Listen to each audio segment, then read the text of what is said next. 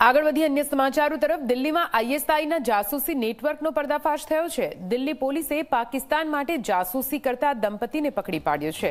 ISI માટે જાસૂસી કરતો હતો સાહિલ અને સમીરા, જે પકડાઈ ચૂક્યા છે। વર્ષ 2024થી બંને આઈએસઆઈ માટે જાસૂસી કરતા હોવાનો આરોપ લાગ્યો છે। બંને સોશિયલ મીડિયા મારફતે આઈએસઆઈના સંપર્કમાં હતા। બંને ભારતીય સિમ કાર્ડ ખરીદીને પાકિસ્તાન મોકલ્યા હતા। બંને સેના સાથે જોડાયેલી માહિતી પાકિસ્તાન પહોંચાડતા હતા। પાકિસ્તાન પાસેથી રૂપિયા લઈને કરતા હતા જાસૂસી।